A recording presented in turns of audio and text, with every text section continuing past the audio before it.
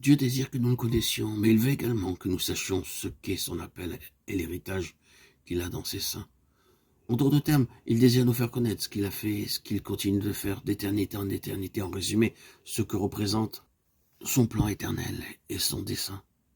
Nous devons réaliser que la lettre aux Éphésiens, en nous faisant voir ce qu'est le plan éternel de Dieu, traite de cette question d'éternité en éternité, en mentionnant l'appel de Dieu, son héritage dans les saints et sa puissance envers nous qui croyons.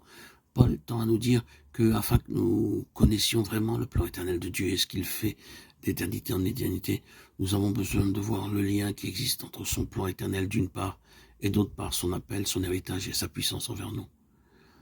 C'est avec cette compréhension des choses que nous aborderons ce plan éternel de façon concrète, sans qualifier d'insignifiante cette importante question. Comprenons bien que ce plan éternel de Dieu est étroitement lié à chacun d'entre nous. Lorsque nous parlons devons-nous le considérer comme étant une chose intangible et incompréhensible? Pas du tout, car cette question nous touche de près. Elle est pratique. Elle est directement liée à l'appel qu'il nous adresse, à son héritage en nous et à la manifestation de son pouvoir envers nous. Et de manière pratique, ces choses ont des implications très personnelles. Considérons premièrement l'appel de Dieu et l'héritage avant d'aborder la puissance de Dieu envers ceux qui croient. En ce qui concerne notre appel, lisons encore une fois dans la prière de Paul ce qu'il en est dit, ayant les yeux de votre cœur illuminés pour connaître quelle est l'espérance de son appel, Éphésiens 1, 18.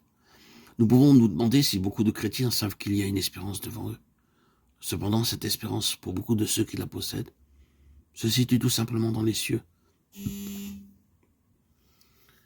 Mais le ciel n'est pas le dessein de Dieu. Il n'est pas non plus l'espérance de son appel. Alors qu'est donc cet appel?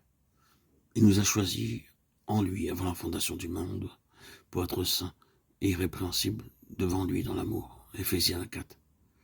C'est cela l'appel de Dieu. Il nous appelle à être semblables à lui, énoncé de manière positive, à être saints, et énoncé de manière négative, à être sans défaut. Oh, que son merveilleux appel est grand. Si vous n'avez jamais failli ou faibli, vous ne pouvez apprécier le caractère unique de cet appel.